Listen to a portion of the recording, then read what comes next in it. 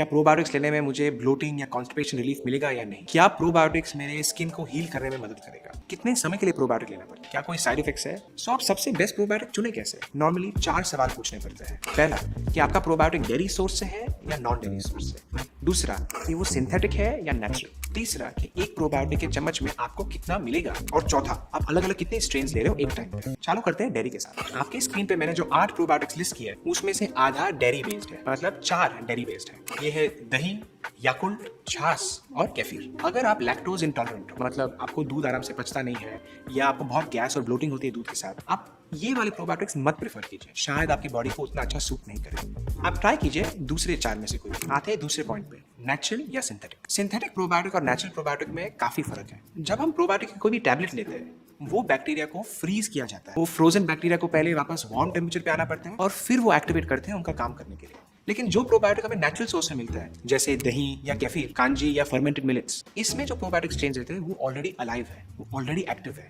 वो already move कर रहे हैं और सबस्ट्रेट्स बना रहे हैं। इसलिए जो अलाइव प्रोबायोटिक्स है वो आपके शरीर को शायद ज्यादा बेनिफिट कर सके compare to freeze dried probiotics. आप अमेज़न पे जाओगे, आपको बहुत सारी कंपनीज मिलेंगी, बहुत सारे पिल्स और कैप्सूल्स मिलेंगे जहां आपको फ्रीज ड्राइड प्रोबायोटिक्स मिलेंगे। तो अगर आपको सिंथेटिक में जाना है, आप वो ऑप्ट कर सकते हो। अगर आपको एक्टिव में जाना है, तो जो 8 प्रोबायोटिक्स मैंने लिस्ट किया आपकी स्क्रीन पे, आप उनमें से चुनिए। अब आते हैं नंबर 3 पे, क्वांटिटी। सी, प्रोबायोटिक्स जो आप खाते हो वो सिर्फ तभी इफेक्ट करेगा जब भी वो आपकी लार्ज इंटेस्टाइन तक पहुंचे। इट मींस कि आपके प्रोबायोटिक्स को आपके स्टमक एसिड से गुजरना पड़ता है जिंदा, आपके डाइजेस्टिव जूसेस से गुजरना पड़ता है जिंदा, और फाइनली वो पहुंचेंगे आपके कोलन में। तो लॉजिक सिंपल है, अगर आप चालू करोगे ज्यादा क्वांटिटी के साथ, तो चांस है कि उसमें से कुछ क्वांटिटी तो आपके कोलन तक पहुंच जाए, मतलब आपके लार्ज इंटेस्टाइन तक पहुंच जाए। इसलिए आप कितना प्रोबायोटिक्स खाते हो, क्वांटिटी में इट मैटर्स, वो फर्क क्रिएट करता है। आप देख सकते हो कि मोस्ट नेचुरल सोर्सेज जो है, एटलीस्ट इंडियन डाइट बेस्ड, वो कुछ 10 से 30 मिलियन CFU के आसपास आपको मिलता है। लेकिन जो इंटरनेशनल सोर्सेज बोलते हैं, जैसे मिल्क, केफिर या कोम्बुचा, जो ट्रेडिशनली इंडियन नहीं है, उसमें आपको 10 बिलियन CFU मिलता है।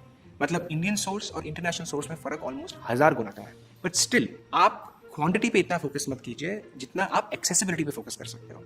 कोम्बुचा, केफिर एक्सपेंसिव रहते हैं, हर रोज लेने में कुछ मतलब नहीं रहता। इससे बेटर जो आपके पास अवेलेबल है आप वो ऑप्ट कीजिए, लेकिन रेगुलरली लीजिए। हाँ, क्वांटिटी आपको थोड़ी कम मिलेगी, लेकिन कंसिस्टेंसी आपकी बनी रहेगी। अब आते हैं पॉइंट नंबर 4 पे, which is number of strains. आप प्रोबायोटिक्स लेते हो सिर्फ एक बैक्टीरिया के लिए नहीं, अलग अलग बैक्टीरिया के लिए। हर बैक्टीरिया खुद का फंक्शन करता है बॉडी में, हर बैक्टीरिया का एक अलग असर आता है आपके बॉडी पे। आप नोटिस कीजिए ये बैक्टीरियल डाइवर्सिटी का कंपैरिजन। दही में ऑलमोस्ट 250 से भी ज्यादा अलग अलग वैरायटी है बैक्टीरिया के, लेकिन सारे दूसरे प्रोबायोटिक्स में 20 से कम। इसलिए दही हमारे डाइट में बहुत सालों से, वर्षों से और जनरेशन से हम खाते आ रहे हैं। तो अगर आपको कोई भी प्रॉब्लम नहीं है, जो आपने हार्वर्ड की लिस्ट पे देखी थी, तो डेली यूज के लिए आप सिर्फ दही से भी काम चला सकते हो। आपको वैरायटी भी मिलती है, गुड प्रोपोर्शन भी मिलता है। यही दही का अगर आप छाछ बनाओगे तो वो भी आप ट्राई कर सकते हो, कभी कभी मिक्स कर सकते हो। कांजी ट्राई कीजिए, पाखाल बात ट्राई कीजिए, या फर्मेंटेड मिलेट्स ट्राई कीजिए। ये सब बनाने में आपको 24 घंटे पे नहीं जाते और बहुत बहुत सस्ता है। लोकली अवेलेबल इंग्रेडिएंट से भी बन सकते हैं। बट रिमेंबर, प्रोबायोटिक्स लेने की जरूरत हर किसी को नहीं है। It is not important. So अगर आपको कोई कंडीशन है, शायद आप पिल के लिए ऑप्ट कर सकते हो, बट अगर नहीं है तो सिंपल अवेलेबल प्रोबायोटिक्स से भी आप काम चला सकते हो। एक चेतावनी, अगर आप कोई भी प्रोबायोटिक्स ऑफ द शेल्फ खरीद रहे हो, समझो कि आप कोम्बुचा का बॉटल कोई भी सुपरमार्केट से ले रहे हो, या कोई भी ऐसी चीज ले रहे हो जहां एडेड प्रोबायोटिक्स लिखा हुआ है, always check the sugar content. जैसे हम खाने के बिना मर जाएंगे, वही तरीके से बैक्टीरिया भी खाने के बिना मर जाता है, लेकिन बैक्टीरिया का खाना शुगर रहता है। इसलिए जहां भी आपको स्टोर में लॉन्ग शेल्फ लाइफ वाले प्रोबायोटिक्स मिलते हैं, उसमें नॉर्मली शुगर की कंटेंट ज्यादा रहती ही है। क्यों? तो ही तो बैक्टीरिया सर्वाइव कर सकता है। इसलिए आप जब भी कोई भी स्टोर परचेज प्रोबायोटिक्स आप देख रहे हो, जस्ट रिमेंबर शुगर कंटेंट एक बार चेक कीजिए। प्रोबायोटिक्स के झंझट में आपको शायद ब्लड शुगर का प्रॉब्लम ना हो जाए। कुछ कॉमन सवाल जो ऑफन बार मुझे पूछे जाते हैं प्रोबायोटिक्स के बारे में। एक, क्या प्रोबायोटिक्स लेने में मुझे ब्लोटिंग या कॉन्स्टिपेशन रिलीफ मिलेगा या नहीं? कोई गारंटी नहीं है। कभी कभी ऐसे बैक्टीरिया आते हैं जो आपके सिस्टम को सूट कर जाते हैं और शायद आपको कॉन्स्टिपेशन में मदद मिलेगा। कोई कोई ऐसे बैक्टीरिया आते हैं जो सूट बिल्कुल नहीं करते और कॉन्स्टिपेशन में कुछ फर्क नहीं पड़ता।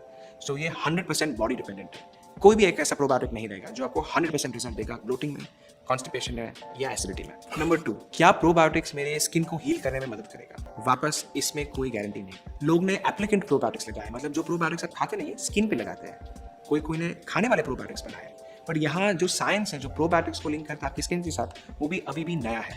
लोगों को ये नहीं पता कि कौन सा बैक्टीरियल स्ट्रेन आपकी स्किन को अफेक्ट करेगा या कौन सा क्रीम आपकी स्किन की कंडीशन को इंप्रूव करेगा।